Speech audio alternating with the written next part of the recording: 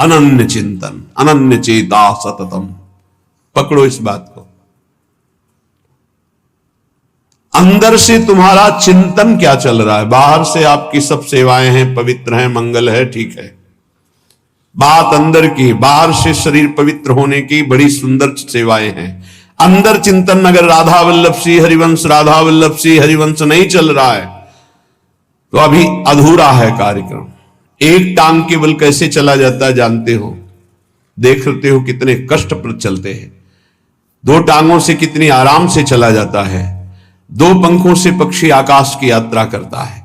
ऐसे ही शरीर से सेवा और मन से सुमिरन, इन दोनों से अध्यात्म की ऊंचाई पर पहुंचा जाता है। यदि शरीर से सेवा नहीं तो मन के सुमिरन में आप जो लगे हुए हैं उसमें संपूर्णतः आप नहीं लग पाएंगे। सेवा की अत्यंत आवश्यकता बड़े बड़े सिद्धों ने की। अगर शरीर सेवा में लगा, मन सुमिरन नहीं, तो सेवा में आप टिक नहीं पाएंगे, आपकी वासनाएं गिरा देंगी आपको। दोनों अत्यंत आवश्यक है, शरीर से सेवा और मन से सुमिरन। चाहे गृहस्थ हो चाहे विरक्त हो, अपनी अपनी पद्धति, निवृत्ति मार्ग परक सेवा, प्रवृत्ति मार्ग परक सेवा। जो शरीर से सेवा और मन से सुमिरन करते हुए एक ही मांग करता है कि मेरे सेवा और सुमिरन में कभी बाधा ना पड़े, ना इहलोक ना परलोक, ना अणिमादि सिद्धियां, ना मान सम्मान, मुझे कुछ नहीं चाहिए, वही भगवत प्रेम को प्राप्त करता है। भगवत प्रेमी में भगवत चिंतन के सिवा, भगवत प्रेम के सिवा कोई मांग नहीं रहती। भारी विपत्ति, भारी अपमान, भारी दुख एक साथ टूट पड़े, फिर भी हमारा चित्त केवल प्रियालाल में, अन्य कोई भरोसा, अन्य आश्रय, कोई हाहाकार नहीं। जोई जोई प्यारो करे सोई मोहि भावे, यही प्रेम का लक्षण है। सर्वथा ध्वंस रहिता सत्यपि ध्वंस कारणम।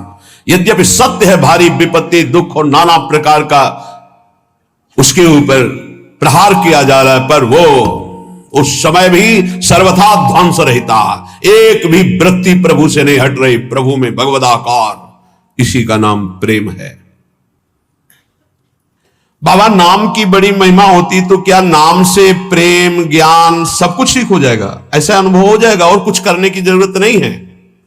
हां हां हां, नाम से सब कुछ हो जाएगा। भगवान से भी बढ़कर भगवान के नाम की महिमा है, परंतु नाम जपने में आसक्ति होना कोई खिलवाड़ थोड़ी है। नाम जपने में आसक्ति होना ये बड़ी कठिन बात है, सबसे कठिन बात है। वो धन्य है जो नाम जप में लगे हुए हैं। इसलिए हर साधक से प्रार्थना करते हैं, कहीं भी किसी भी सेवा में आप हैं, हमारी प्रार्थना, हमारी आज्ञा, जो आप चाहें वो मान लें। शरीर से सेवा कीजिए, हृदय से एक सेकंड भी राधा वल्लभ सिंह हरिवंश नाम नहीं हटना चाहिए। आप यहां पेट भरने के लिए नहीं आए हैं, आप यहां श्री जी की प्राप्ति के लिए आए हैं। तो शरीर निर्वाह के लिए शरीर के द्वारा सेवा, और साधना उपासना अपने लक्ष्य की प्राप्ति के लिए अंदर से राधा वल्लभ लाल को हृदय ध्यान मुख नाम। बस निरंतरता इस बात में कान में डाल लो, चाहे कोई भी हो। अगर नाम जप नहीं चल रहा तो अधूरे हो, लंगड़े हो, आप यात्रा पूरी करने में गिर पड़ोगे, आप समर्थ नहीं हो पाओगे। अगर नाम जप चल रहा है और सेवा चल रही तो जय जय, दोनों टांगे मजबूत हैं, आप दौड़ के परमार्थ की मंजिल को पूरा कर लोगे। हां, नाम में आसक्ति होना बहुत कठिन है। ये आसक्ति कैसे होती बाबा? जबरदस्ती नाम जपने से। पकड़ लो, राधा राधा राधा राधा, मन कह रहा है नहीं नहीं नहीं, राधा राधा राधा राधा, राधा वल्लभ सिंह हरिवंश, राधा वल्लभ सिंह हरिवंश। प्रारंभ में जो गुरुदेव ने मंत्र दिया था नैष्ठिक ब्रह्मचर्य में, आगे का गायत्री मंत्र के अलावा ज्यादा देर मंत्र में मन नहीं लगता है। ये सबका है अनुभव, देख लो। ज्यादा देर मंत्र में मंत्राकार वृत्ति तो बहुत अभ्यास की सिद्धि पर होती।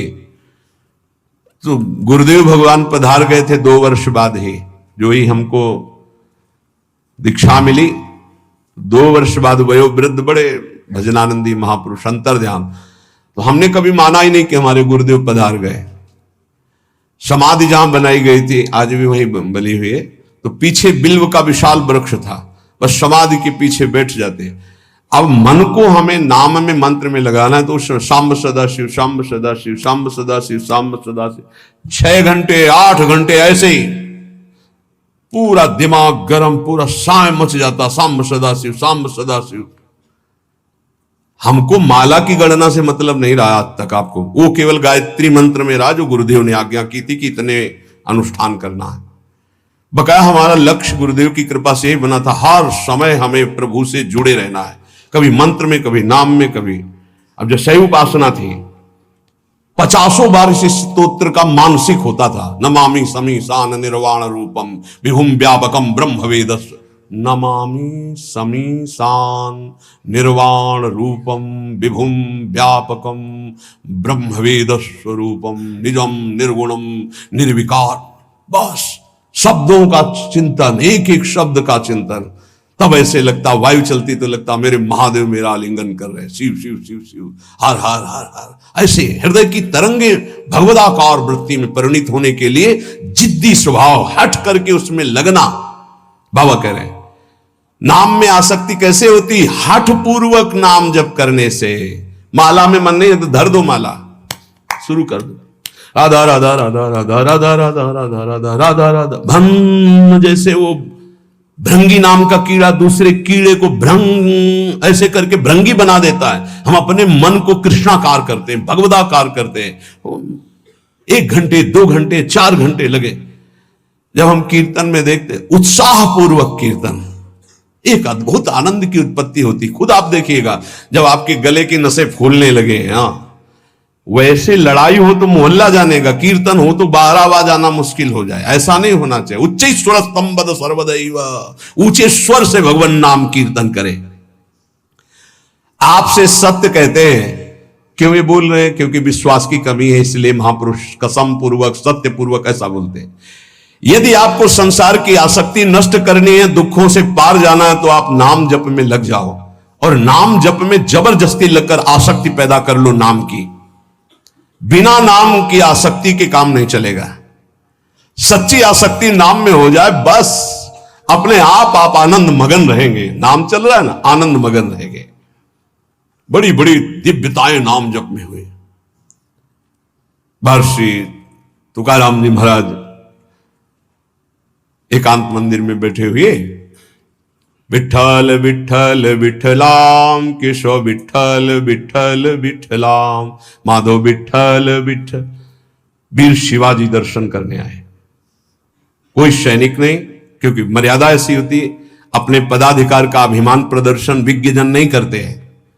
वो बड़े बड़े सब संगीन लिए हुए उनके सामने साधारण धोती कुर्ता और एक पाग बंधी हुई और 2 अंगरक्षक बिना किसी अस्त्र शस्त्र के ऐसे ही नंगे पैर वहां पहुंचे, पाग उतारी, प्रणाम किया, बैठ गए। तुकाराम जी ने आंख खुलकर देखा, शिवाजी बैठ, बस 2 पार्षद। बाहर 1-2 गुप्तचर गुप्त रूप से, क्योंकि उस समय बहुत ही संकटपूर्ण स्थिति थी, दर्शन करने गए थे। नाम कीर्तन की मस्ती तो बैठे रहे। इतने में विपक्ष को जो म्लेच्छ आधिपति था, उसको सूचना मिली, बिना किसी सेना के अंगरक्षक के शिवाजी महाराज तुकाराम जी के पास अमुक जगह दर्शन करने गए। इस समय मारने का बहुत बढ़िया अवसर है।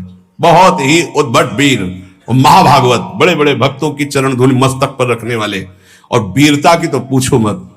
और समर्थ स्वामी के शिष्य थे, कोई ऐसा ले, समर्थ गुरु रामदास जी महाराज। एक गुप्तचर भागते हुए आया और कहा, म्लेच्छ सेना आक्रमण के लिए तैयार हो चुकी है, ना यहां सेना है, ना यहां अंगरक्षक है। शिवाजी जानते थे नाम की महिमा, क्योंकि भक्तों का संकल्प, बिल्कुल कोई डर नहीं। वही प्रीति का क्या लक्षण? विध्वंस की उपस्थिति होने पर भी विध्वंस रहता।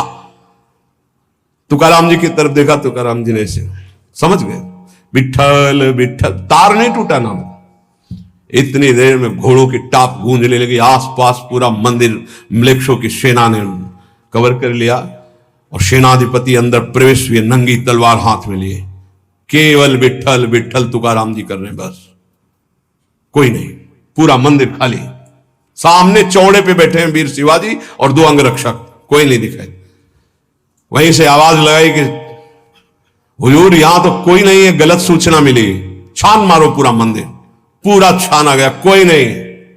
बोले वापस चलो, फिर सूचना गलत रही, वापस सेना चली गई। तब बोले शिवाजी कि प्रभु ये क्या था? बोले विट्ठल के नाम का चमत्कार था। विट्ठल के नाम का चमत्कार। एक बार दोनों महापुरुष श्री नामदेव जी और श्री ज्ञानदेव जी महाराज ब्रजमंडल की यात्रा में, प्यास लगी तो विनोद में अपनी सिद्धि का प्रयोग किया। ज्ञानदेव जी महाराज बड़े सिद्ध महापुरुष, उन्होंने बहुत सूक्ष्म रूप धारण किया और कुएं में जाकर जल पीकर आ गए और नामदेव जी से कहा हम तो पी आए। नामदेव जी से कहा आप, तो कहा आपके चरणों के प्रताप से पानी यहीं आ जाएगा। विट्ठल विट्ठल विट्ठल विट्ठल, जैसे नाम उच्चारण करे कुआं का पानी ऊपर बढ़ रहा है, सामने से कुआं के पानी की धार ऐसे बहने लगी। विट्ठल विट्ठल, आपको तो सूक्ष्म से धारण करके जाना पड़ा, नाम के बल से कुएं का पानी। ये आश्चर्य की बातें नहीं है, नाम सर्वाश्चर्य में है। नाम बिल्कुल जिनको विश्वास होगा। ये जो आप देख रहे हैं ये डायलिसिस शरीर को नहीं देख रहे हैं, ये राधा नाम का प्रताप देख रहे हैं।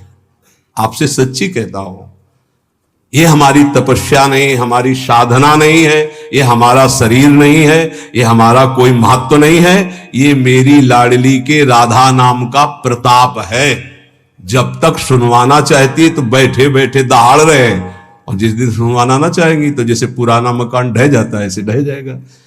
अर्जुन जी जब युद्ध समाप्त हुआ तो भगवान से कहा उतरिए प्रभु, क्योंकि पहले सारथी उतरता फिर रथी। तो भगवान ने कहा आज मैं पहले नहीं उतरूंगा, आज आपको उतरना पड़ेगा। तो उनका प्रभु आज तक का नियम रहा है, क्योंकि सखा भी है ना, इस पहले सारथी उतरे तो बोले अर्जुन पहले तुम उतरो, जो मैं आज्ञा कर रहा हूं, इस समय मैं आज्ञा कर रहा हूं। तो अर्जुन सीरियस समझ गए कि भगवान जो आज्ञा सब तुरंत उतर पड़े, और जे भी भगवान हटे तो पूरे रथ में आग लग गई।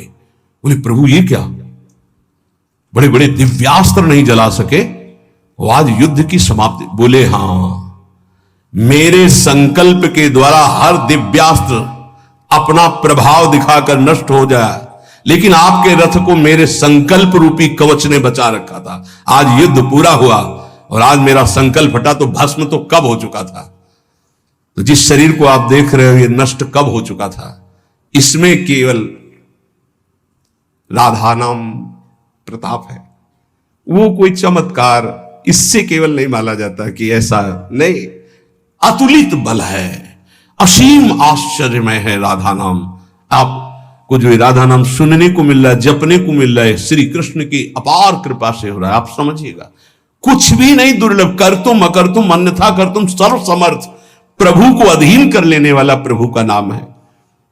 इसलिए कह रहे, जब नाम में सच्ची आसक्ति हो जाएगी तो आप फिर इसकी महिमा खुद देखेंगे। सर्वाश्चर्य में अपने बस की बात नहीं है, सच्ची मानिएगा। महाराज एक और संशय है कि जब साधारण पतिव्रता अपने पति का वियोग होने पर शरीर नष्ट कर देती है, तो फिर प्रेमी जनों को अपने आराध्य देव की अनुभूति ना होने पर वो शरीर क्यों नहीं छोड़ देते। साधारण प्रेमी शरीर छोड़ दे, फिर ये तो भगवत प्रेमी इनके शरीर क्यों बने रहते हैं, ये क्यों वियोग में शरीर क्यों नहीं नष्ट कर देते। जैसे गोपीजन, बाबा का उत्तर, तो क्या इनका प्रीतम अनित्य समझे हो क्या। अनित्य एक देशी होता है, नित्य सर्वत्र विराजमान होता है। बहुत सुंदर उत्तर दिया।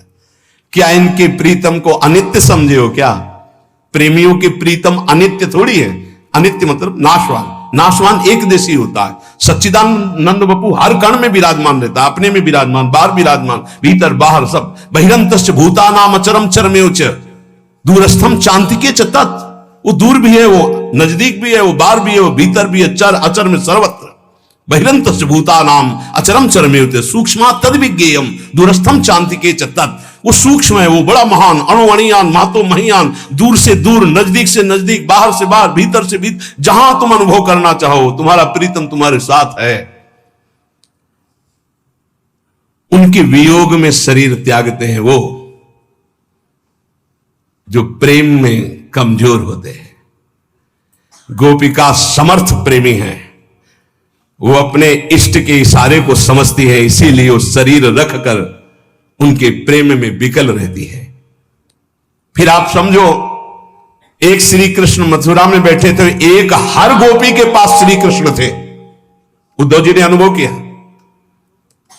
हर गोपी के पास श्री कृष्ण, बाहर से भी योग दिखाई दे रहा है, लेकिन हर गोपी को श्री कृष्ण के सानिध्य का अनुभव हो रहा है। कैसे उनका शरीर छूटे? कोई उनके प्रीतम अनित्य है क्या? और प्रेमी वही होता है जो अपने प्यारे की इच्छा का अनुगमन करे, प्यारे जो चाहते हैं। प्रीतम की प्रसन्नता ही प्रेमी का जीवन होता है। प्रीतम की प्रसन्नता है शरीर रखकर मेरे प्रेम में आह्लादित रहो, डूबी रहो, विरह में डूबो। तो गोपी जन प्रसन्नता पूर्वक दुस्सा विरहानल का आदर करते हुए स्वीकार किए हुए हैं।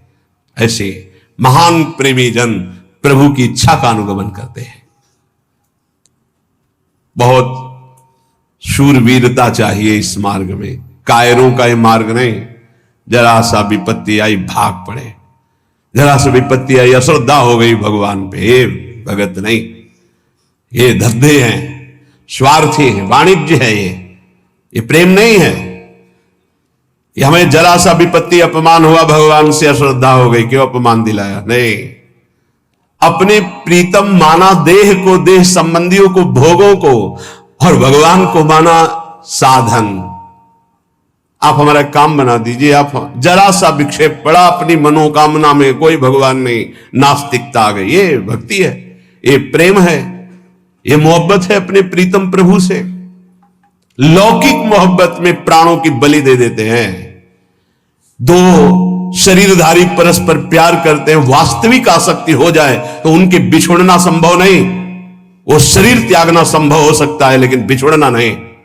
आप सच्चिदानंद से प्यार करते हैं, आप सच्चिदानंद अनंत ब्रह्मांडों की प्रीतम से प्यार करते हैं, और आप थोड़ा अपमान नहीं सह सकते। ये प्रेम है? नहीं नहीं, ये प्रेम नहीं।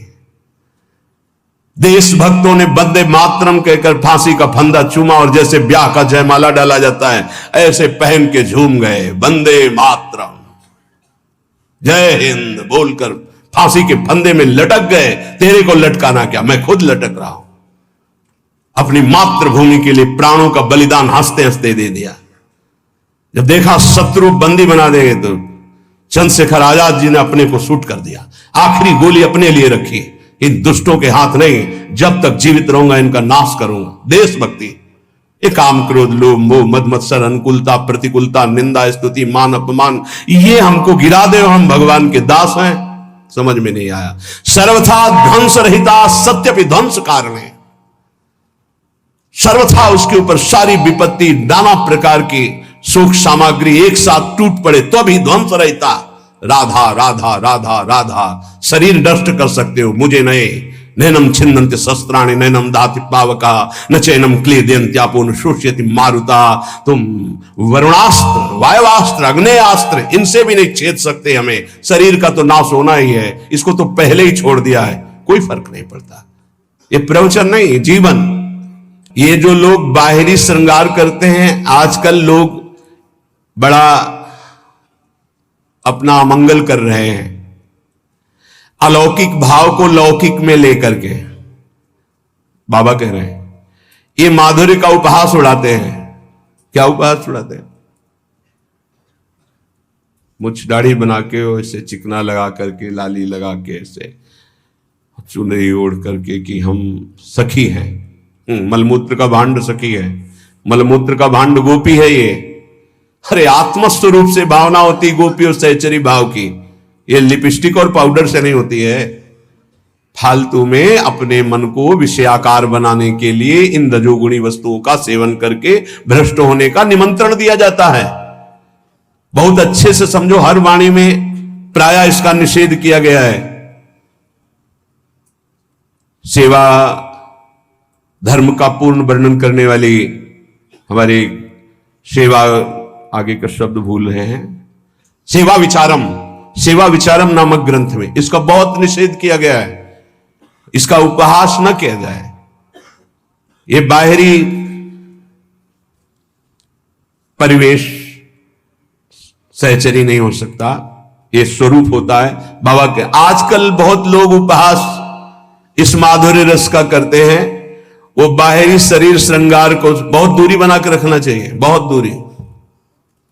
बाबा के आजकल बहुत लोग इस माधुर्य श्रृंगार का बड़ा उपहास करते हैं, बाहरी शरीर को लौकिक श्रृंगार से सजाते और समझते हैं कि मैं गोपी, मैं सहचरी, ये माधुर्य समझते। परंतु ये विषय भोगों की प्रियता बढ़ाता है, ना कि निर्विकार स्थिति, ना कि महान वैराग्य से दृढ़ युक्त। बहुत सावधान, ऐसे लोगों से दूर रहे, ऐसी क्रियाओं से दूर रहे, ऐसे कभी ना करें। शरीर में ये जो सांसारिक सुगंधित लेप हैं, इनके लगाने से रजोगुण बढ़ता है, रजोगुण से रागात्मक काम उत्पन्न होता है, काम भ्रष्ट करता है, ना कि भगवत स्वरूप प्रदान करता है। ये सहचरी बपू, गोपी बपू या सखा बपू, ये कोई ब्रह्मा के द्वारा रचे हुए बपू नहीं है, ये सच्चिदानंद भगवान प्रदत्त, भगवत प्रदत्त बपू हैं। जो भगवान का बपू वही सहचरी का बपू है, जो भगवान का बपू वही सखा का बपू है, जो भगवान का बपू वही गोपी का बपू है। समझो, बपू माने ये अंग। ये बहुत बड़े आगे की चीज है माधुर्य और श्रृंगार। परंतु आजकल कोई वास्तविकता तो समझ नहीं रहा कि जब जीव का जीवत्व मिट जाता है तब भाव देह की प्राप्ति होती है, जिसमें ना स्त्री है, ना पुरुष है, ना पंचभूत है, न ब्रह्मा के द्वारा रचा हुआ कुछ है।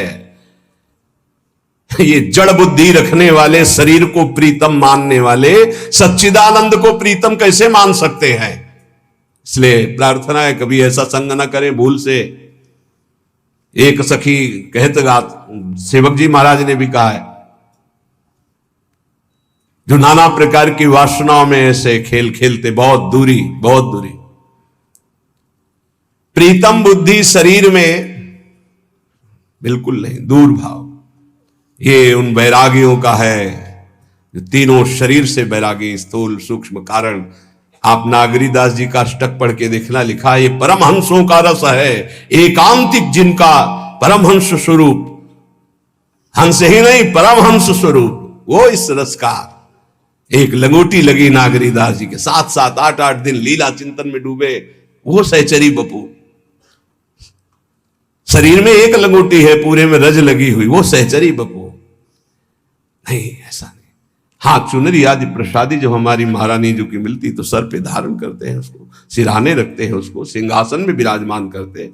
कोई ऐसा बाहरी परिवेश बना करके ऐसा निषेध है, हमारे आचार्यों ने निषेध किया है। बहिर्मुख पुरुषों की लेखनी से लिखी हुई पुस्तकों को पढ़ने से, बहिर्मुख कामी पुरुषों की संगति से, बहुत से विषयों के संयोग से, संसारी पुरुषों के प्रति ममता रहने से और बहुत समाज प्रिय होने से प्रेम नष्ट हो जाएगा। पहला, बहिर्मुख पुरुषों की संगति से, जो संसारी हैं, विषयी हैं, भोगी हैं, ऐसे पुरुषों के साथ खान पान सब नहीं। खान पान तो कीजिए रसिक मंडली माए, जिनके और उपासना तहां उचित ध्रुना है, मना करते हैं। ऐसे पुरुषों का संग, बहिर्मुख पुरुषों का संग, ऐसे जो बिल्कुल भगवत अनुराग से रहित है, कदापि किसी भी तरह इनका संग न किया जाए, नहीं तो पतन निश्चित है आपका। दूसरा, बहिर्मुख पुरुषों की बनाई हुई पुस्तकों को पढ़ने से, एक महत जन आए थे, बोले ये कुछ अनुभव है, पढ़ लीजिएगा ग्रंथ में, तो उनसे प्रार्थना की कि आपके आदर के लिए ले सकते हैं और रख सकते हैं, लेकिन स्वाध्याय नहीं कर सकते। स्पष्ट क्यों?